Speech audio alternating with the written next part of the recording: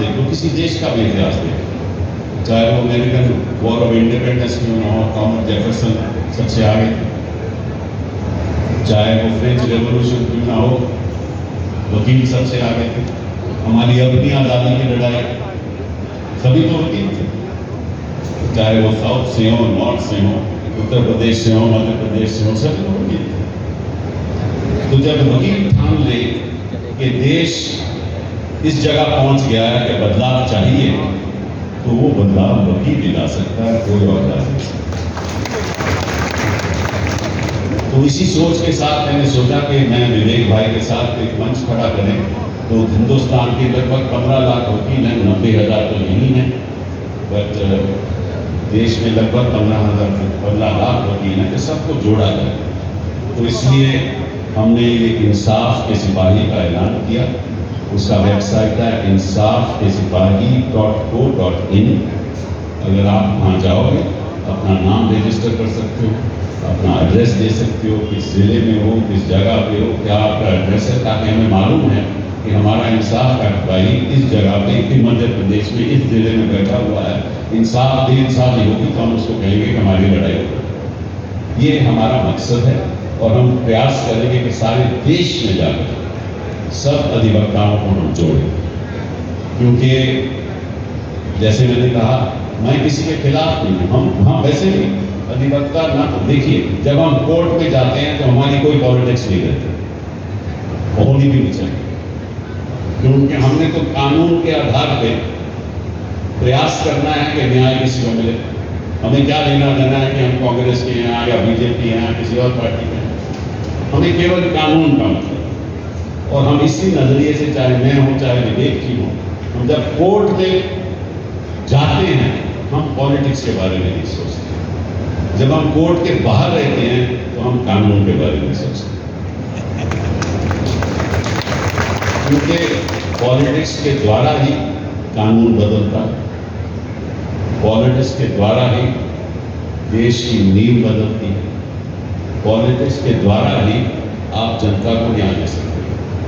तो पॉलिटिक्स में आपको जुड़ना होगा, एक सोच के साथ आगे बढ़ना होगा और ये तय करना होगा कि देखिए, हम अपनी लड़ाई नहीं लड़ रहे, हम हमारे आने वाली पुश्तों की लड़ाई लड़ रहे हैं, हमारे बच्चों का क्या होगा इस देश में। देखिए, आप इस बात को सोचिए, गौर कीजिए कि इस देश में जो हमारा अध्यापक है, जो टीचर है, उसकी कितनी तनख्वाह है?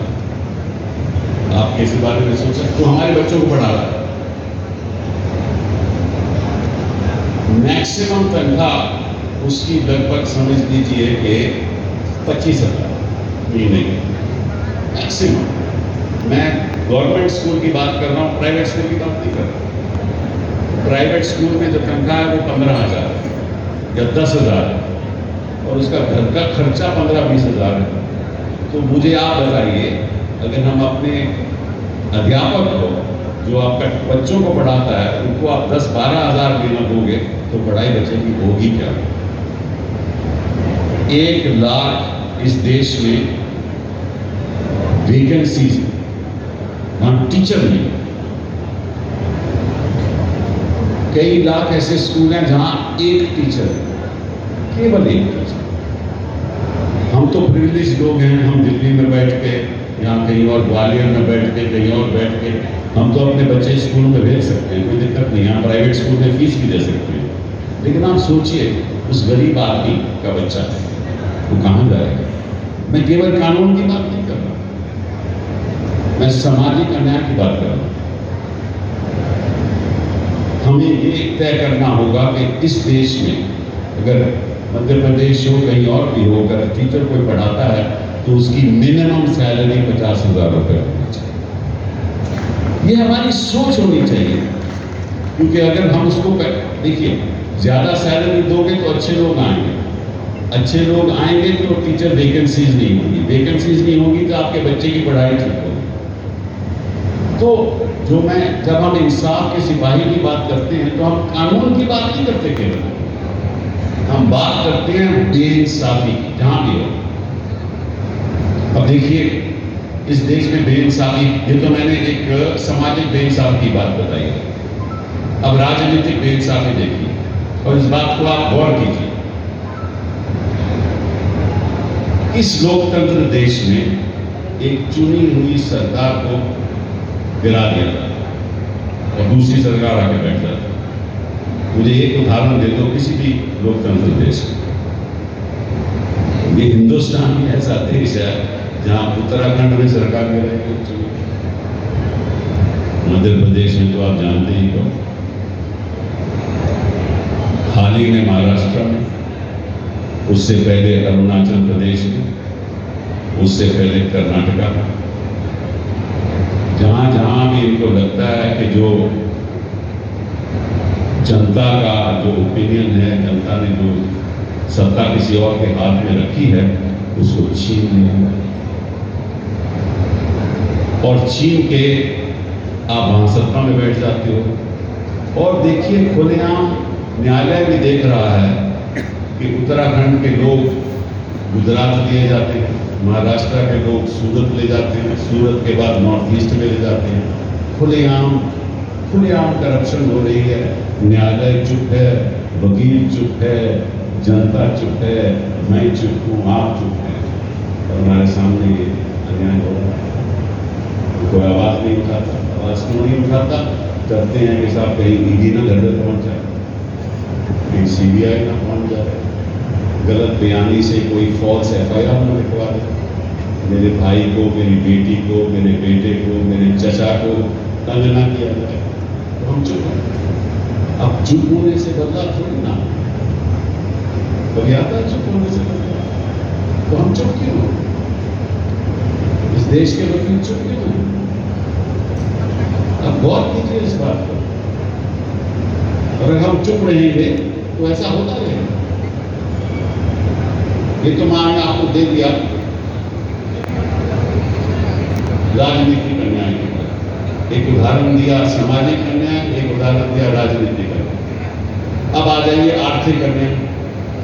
इस देश में जितना आर्थिक अन्याय हो रहा है, मैं समझता हूं कहीं नहीं। मतलब कि इस देश की 40% संपत्ति कुछ चंद लोगों के हाथों में चलती है। 40% संपत्ति। मालूम है कि इस देश में 80 करोड़ लोग कितना पैसा कमाते हैं? हमारी 140 करोड़ आबादी होगी। 80 करोड़ आबादी की जो आमदनी है, हर महीने की आमदनी, हर माह की आमदनी है, वो 5,000 रुपये। मालूम है? नहीं,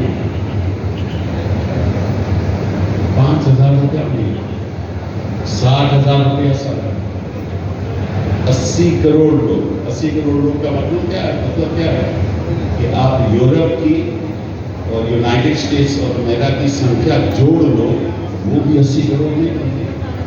इतने लोग तो हमारे 5,000 रुपया, 7,000 रुपया महीना कमाते हैं। इससे बड़ा आर्थिक अन्याय कहाँ आपको मिल सकता है? कोई देश का ऐसा मुख्यमंत्री है जो इसके बारे में बात करता है? इस देश का प्रधानमंत्री है जो इसके बारे में बात करता है? फोटो लेना तो बड़ा आसान है, फोटो खिंचवाना बड़ा आसान है, जंगल में जाकर शेर को ढूंढना बड़ा, आजकल तो शेर मिलता नहीं है कभी भी, वो भी बड़ा आसान है। और अगर हमारी महिलाओं के साथ अन्याय हो रहा है दिल्ली में बैठ के जंतर मंतर में, तो प्रधानमंत्री जी चुप। मुझे ये बताओ, कौन सा देश का प्रधानमंत्री इस वाकये से चुप हो सकता है? बड़ी मुश्किल से हमने एफआईआर करवाई और कल जो हमें पता चला कि उनके जहां वो प्रोटेस्ट कर रहे हैं, वहां की बिजली काट दी गई और पानी काट दिया गया। एफआईआर मंत्री के खिलाफ हो गई है और मंत्री कहता मैंने तो कुछ किया ही नहीं, उसकी कभी गिरफ्तारी नहीं होगी, आप लिख दो।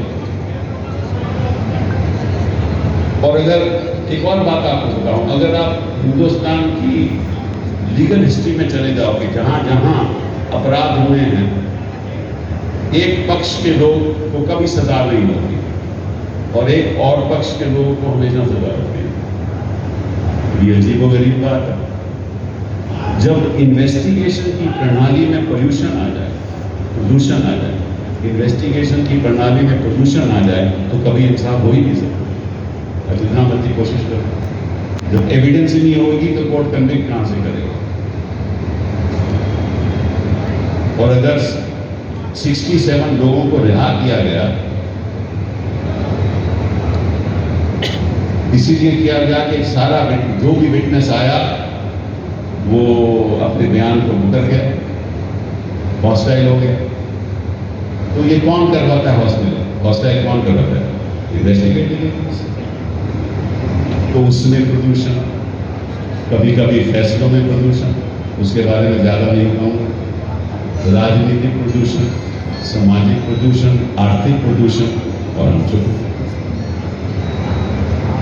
अच्छा नहीं है। हम तो देखो, I am in the evening of my life, मैं तो 75 साल का हूँ, मुझे इलेक्शन नहीं करना, मुझे कहीं सरकार में नहीं आना, और मैं इंडिपेंडेंट मेंबर ऑफ पार्लियामेंट हूँ। मुझे इसलिए बना था, ये बात हम मैं और विवेक जी कर रहे थे कि आज कांग्रेस भी मेरी बात सुनते हैं, पहले नहीं सुनते थे।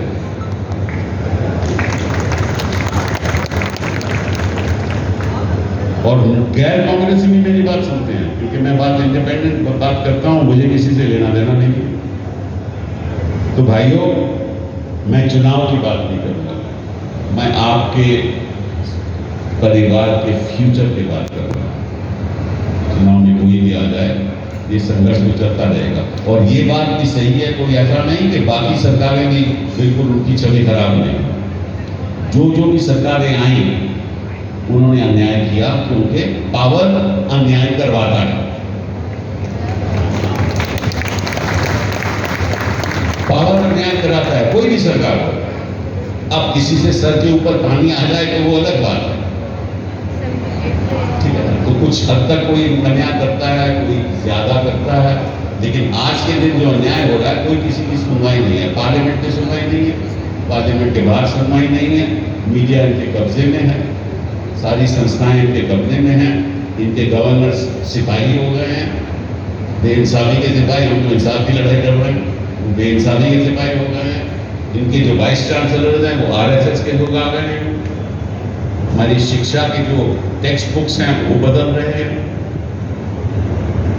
तो जैसे लगता है मुझे कि शिक्षा के जो किताबों में लिखा जाएगा, ये जो ताजमहल था ना, ये एक लेगो सेट है, ये तो एक लेगो सेट है।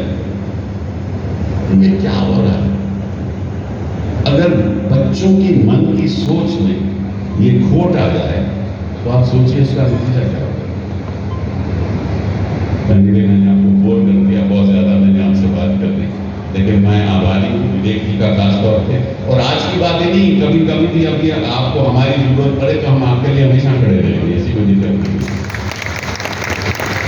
और मैं क्यों जुड़ा हूं विवेक जी के साथ? क्योंकि मैं ऐसा इंसान और ऐसा दोस्त मुझे आज तक नहीं मिला। सामाजिक सोच, लोगों का भला करना, पैसों के पीछे नहीं भागना, इतने उदार दिल के लोग बहुत कम यहाँ पैदा होते हैं।